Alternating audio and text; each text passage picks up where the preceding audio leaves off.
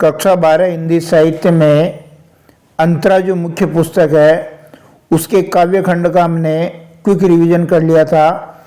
आज के इस वीडियो में हम बात करेंगे जो गद्य खंड है उसमें चैप्टर संख्या 1 से 3 तक इनका क्विक रिवीजन करने वाले हैं। गद्य के सभी पार्टों का भी हम क्विक रिवीजन करेंगे। कुल 3 पार्ट हम लेके आएंगे। आज का ये पहला पार्ट है। 2-2 और 3-3 अंक के कैसे प्रश्न बनते हैं वो आपको यहाँ मिलेंगे। गद्य खंड में महत्वपूर्ण प्रश्नोत्तर का पार्ट 1 है। पहला पार्ट रामचंद्र शुक्ल प्रेमगन की छाया स्मृति संस्मरणात्मक निबंध है और गुलेरी जी के जो सुमिरनी के मन के 3 लघु निबंध है। बालक बच गया घड़ी के पुर्जे उठेले चुन लो और ब्रजमोहन व्यास मेरा कच्चा चिट्ठा आत्मकथा का जो अंश है उनके प्रश्न उत्तर आज हम यहाँ देखेंगे।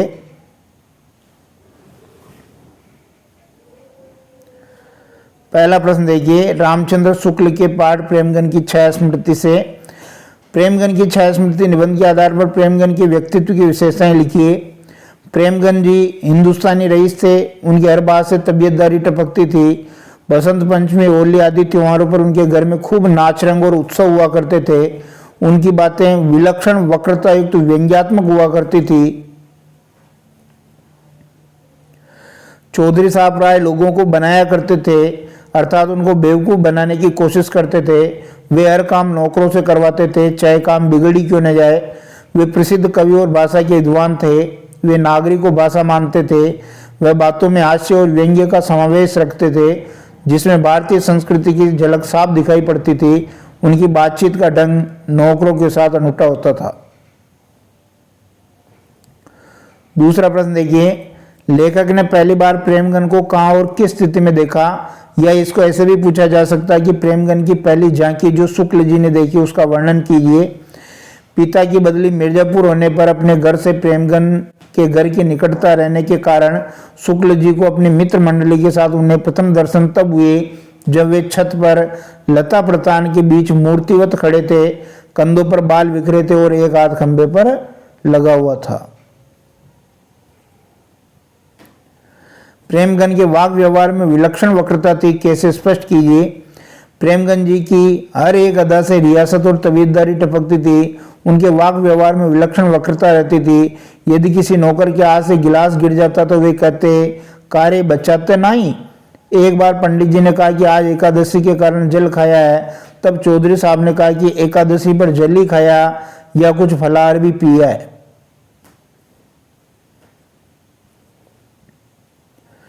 प्रेमगन की छाया स्मृति में निसंदेह शब्द किसके लिए आया और क्यों?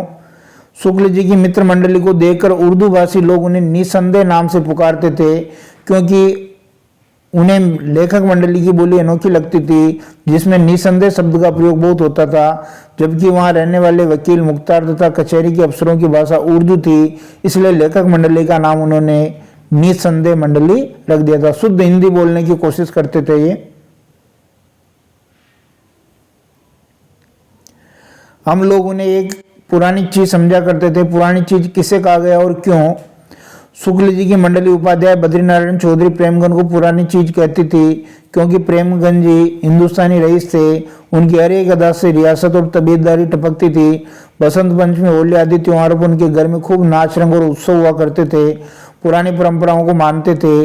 रियासी ठाट बाट अब भी उनके व्यवहार में था। उनकी बातें जो है विलक्षण वक्रता युक्त व्यंग्यात्मक हुआ करती थी। चौधरी साहब राय लोगों को बनाया करते थे, अर्थात उनको बेवकूफ बनाने की कोशिश करते थे। वे हर काम नौकरों से करवाते थे, चाहे काम बिगड़ी क्यों न जाए। वे प्रसिद्ध कवि होने के साथ साथ भाषा के विद्वान भी थे। हास्य और व्यंग्य का समावेश उनकी बातों में था। इस पुरातत्व की दृष्टि में प्रेम और कुतूहल का अद्भुत मिश्रण रहता था। यह कथन किसके लिए कहा गया और क्यों? इस पुरातत्व की दृष्टि में प्रेम और कुतूहल का अद्भुत मिश्रण रहता था, ऐसा शुक्ल जी की मंडली उपाध्याय बद्रीनारायण चौधरी प्रेमगन को कहती थी क्योंकि प्रेमगन जी को देखकर शुक्ल जी उन्हें कुतूहल की दृष्टि से देखा करते थे। वे प्रेमगन जी को प्राचीन कवियों के रूप में देखते थे। सभी साहित्यकारों के प्रति प्रेमगन जी के मन में आदर, सम्मान और प्रेम का भाव रहता था। उनके घर में होली हो, वसंत पंचमी हो, कोई सा भी उत्सव वो पूरे जोश और उल्लास के साथ मनाया जाता था। उनकी बातों में हास्य और व्यंग्य का समावेश रहता था। ऐसा कहकर वे उनके प्रति आदर का भाव प्रकट करते हैं। आचार्य शुक्ल का झुकाव हिंदी साहित्य के प्रति किस प्रकार बढ़ा? शुक्ल जी को बचपन से घर में साहित्यिक वातावरण मिला, क्योंकि उनके पिताजी फारसी भाषा के अच्छे ज्ञाता थे तथा पुरानी हिंदी कविता के प्रेमी थे। पंडित केदारनाथ जी के पुस्तकालय से पुस्तकें ला लाकर पढ़ते पढ़ते शुक्ल जी की रुचि हिंदी के नवीन एवं आधुनिक साहित्य के प्रति बढ़ गई व उनकी गहरी मित्रता केदारनाथ जी से भी हो गई। अपनी युवावस्था तक आते आते शुक्ल जी को समवयस्क हिंदी प्रेमी लेखकों की मंडली भी मिल गई। भारतेंदु एवं उनके मंडल के साहित्यकारों का सानिध्य प्राप्त कर शुक्ल जी की साहित्य यात्रा आकार ग्रहण करती है।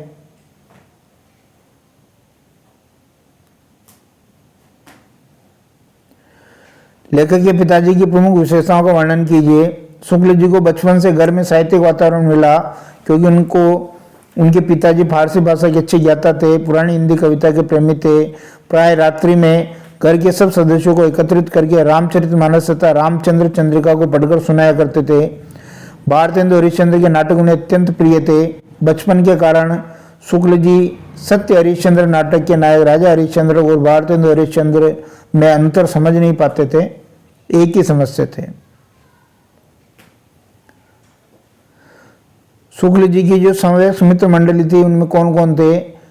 उनमें हिंदी प्रेमियों की मंडली में लेखक थे काशी प्रसाद जायसवाल, भगवान दास आलना, पंडित लक्ष्मी नारायण चौबे, पंडित बद्रीनाथ गौड़ और पंडित उमा शंकर द्विवेदी। दूसरा पाठ देखिए, लघु निबंध। बालक बच गया निबंध का मूल प्रतिपाद्य क्या है? बालक बच गया निबंध का मूल प्रतिपाद्य शिक्षा ग्रहण की सही उम्र। गुलेरी जी के अनुसार हमें व्यक्ति के मानस के विकास के लिए शिक्षा को प्रस्तुत करना चाहिए, शिक्षा के लिए मनुष्य को प्रस्तुत नहीं करना चाहिए। शिक्षा केवल रटने के लिए नहीं है, बल्कि बालक की सहज प्रवृत्तियों के विकास के लिए। यानी बालकों से रट्टा मरवा करके हम उनके बचपन को खत्म कर रहे हैं। हमारा लक्ष्य है मनुष्य और मनुष्यता को बचाए रखना। मनुष्य बचा रहेगा तो वह समय आने पर शिक्षित किया जा सकेगा। बालक की स्वाभाविक वृत्तियों को नष्ट होने से बचाना ही इस निबंध का उद्देश्य है। बालक से कौन कौन से प्रश्न पूछे जा रहे थे? बालक से जितने भी प्रश्न पूछे गए वे सभी प्रश्न उसकी उम्र और योग्यता से काफी ऊपर के थे।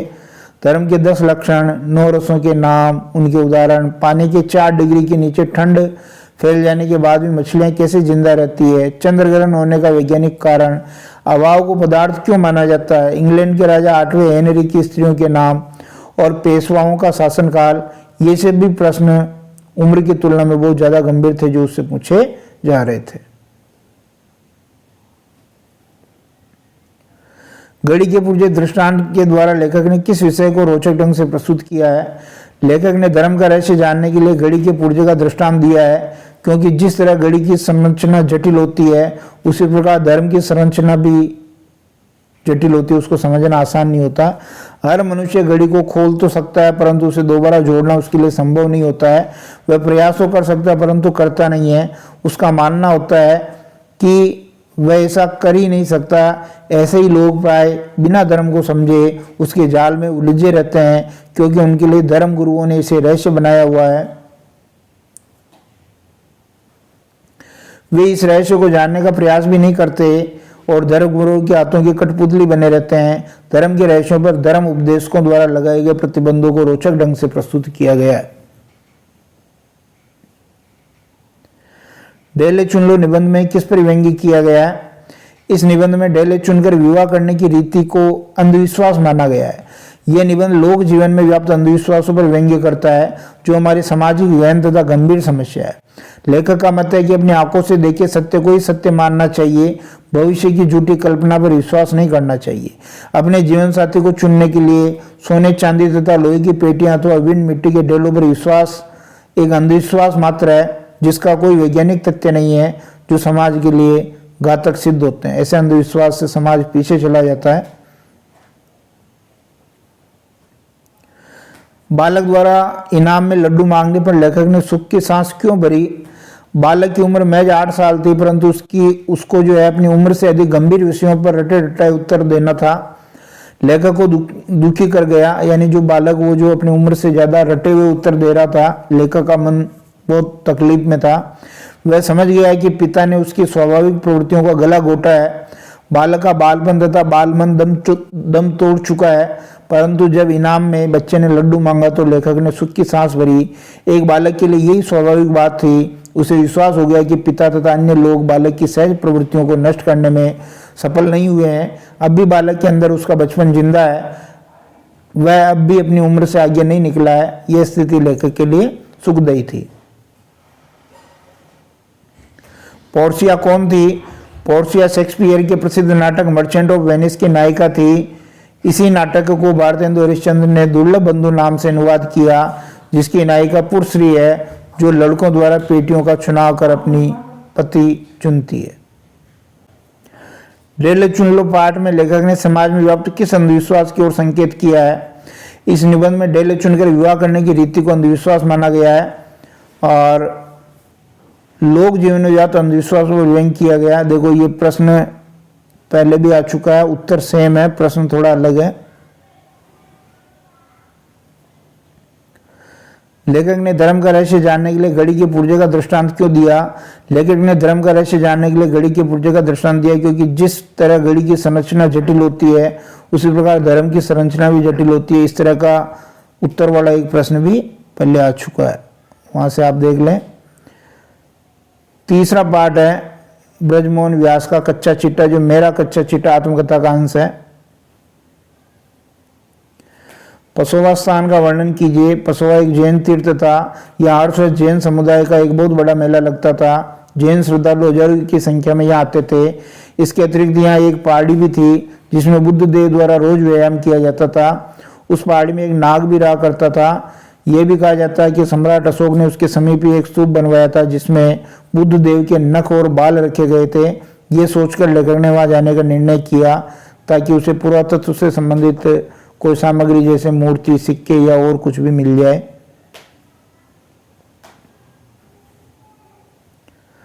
यदि चांद्रायण व्रत करते हुए बिल्ली के सामने कोई चूहा स्वयं आ जाए तो बेचारी को अपना कर्तव्य पालन करना ही पड़ता है। कथन का उल्लेख किस संदर्भ में हुआ है? यह वाक्य लेखक ने उस संदर्भ में कहा है जब उसे पेड़ के नीचे पत्थरों के ढेर में शिव जी की 20 सेर वजन वाली प्राचीन मूर्ति दिखी थी। उसे देखकर वह प्रसन्न हो उठा। उसकी स्थिति उस बिल्ली के समान थी जो चांद्रायण व्रत करती है। चांद्रायण व्रत वह व्यक्ति करता है जिसने बहुत पाप किए हैं। बिल्ली इस व्रत को करती है ताकि वह पाप मुक्त हो जाए, लेकिन उसे जैसे ही उसके सामने चूहा आता है वह भूल जाती है कि उसने पाप नाशक व्रत रखा है। आदत से मजबूर वह व्रत भूलकर चूहे को मारकर खा जाती है। पसोवा गांव से लेखक को अधिक पुरातत्व महत्व की वस्तु नहीं मिली थी। लेखक इस पंक्ति में अपनी व्यवस्था बताता है कि वह मूर्ति उठाकर ले जाना नहीं चाहता है, परंतु मूर्ति के पुरातत्व महत्व को जानकर मूर्ति उठा ले जाने के लिए विवश हो उठता है। वह चुपचाप मूर्ति को इक्के पर उठा करके ले जाता है।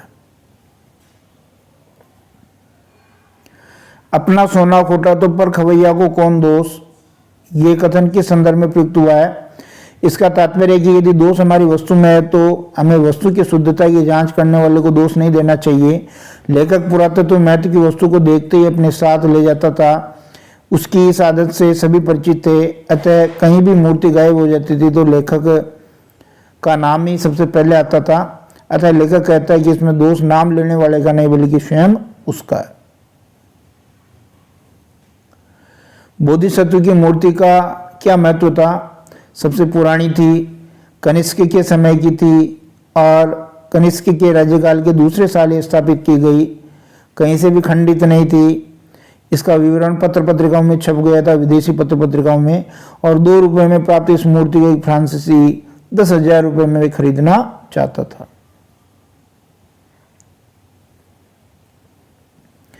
दूसरे की मुद्रा की झंझनाहट गरीब आदमी के हृदय में उत्तेजना उत्पन्न करती है। कैसे? पाठ के आधार पर समझाइए। लेखक बुढ़िया से बोधिसत्व की 8 फुट लंबी सुंदर मूर्ति प्राप्त करने में कैसे सफल हुआ? एक बार कौशाम्बी के गांव में घूमते हुए लेखक को खेत की मेड़ में बोधिसत्व की 8 फुट लंबी मूर्ति दिखाई पड़ी। मूर्ति की विशेषता थी कि वह सुंदर थी, मथुरा के लाल पत्थरों से बनी थी तथा खंडित नहीं थी। उसे देखते ही लेखक ने तय किया कि वह इसे अपने साथ ले जाएगा। वह उसे उठाने ही वाला था कि लेखक की खेत की मालकिन वहां आ पहुंची। वह एक वृद्धा थी और बहुत लालची थी। वह समझ गई कि लेखक उस मूर्ति को पाना चाहता है। उसने लेखक के इस कार्य से अप्रसन्नता व्यक्त की। लेखक वृद्धा से उलझना नहीं चाहता था। उसने सिक्के खनखनाकर बुढ़िया को पैसों का लालच दिया। बुढ़िया पैसों के लोभ में आ गई और लेखक ने 2 रुपए में बुढ़िया से मूर्ति खरीद ली। इस तरह लेखक बुढ़िया से बोधिसत्व की 8 फुट की लंबी मूर्ति प्राप्त करने में सफल हुआ। भद्रमत के शिलालेख की क्षतिपूर्ति कैसे हुई? लेखक ने अजयपुर गांव से प्राप्त भद्रमत शिलालेख को 25 रुपए में गुलजार मियाँ से खरीदा था। वह उसे प्रयाग संग्रहालय को देना चाहता था। विवाद के कारण उसे इस मूर्ति को गवर्नमेंट ऑफ इंडिया के पुरातत्व विभाग को देना पड़ा था। वह जानता था कि जिस गांव में उसे ये शिलालेख मिल सकता है तो उस गांव में अन्य पुरातत्व महत्व की वस्तु भी मिल जाएगी। इस उद्देश्य से वह गुलजार मियाँ के यहाँ अजयपुर गांव जा पहुंचा। गुलजार मियाँ के घर से ही बाहर एक कुआं था। उसने इसके चबूतरे पर 4 खंभे देखे। जब लेखक ने बंडेर पर देखा तो उस पर ब्राह्मी अक्षरों में एक लेख लिखा हुआ था। लेखक के कहने पर गुलजार ने उन्हें खुदवा कर लेखक को दे दिया। इस तरह भद्रमत के शिलालेख की क्षतिपूर्ति हो गई। मैं कहीं भी जाता हूं तो छुच्छे हाथ नहीं लौटता हूं, इसका क्या मतलब है? इसका अर्थ है कि लेखक जहां भी कहीं जाता है वह खाली हाथ नहीं आता है। अपने साथ वहां से जुड़ी कोई न कोई पुरातत्व महत्व की वस्तु लेकर जरूर आता है। लेखक को गांव से मणके, पुराने सिक्के, मृण मूर्ति इत्यादि मिली। कौशाम्बी लौटते हुए उसने अपने साथ 20 शेर की शिव जी की मूर्ति भी प्राचीन चौथी ले ली। यह मूर्ति उसे पेड़ के नीचे पत्थरों के ढेर के ऊपर मिली थी। लक्ष्मी की इच्छा करने वाले को लक्ष्मी मिले या नहीं मिले, परंतु यदि लक्ष्मी किसी के पास जाना चाहे तो कौन रोक सकता है? ये कथन किस संदर्भ में आया है?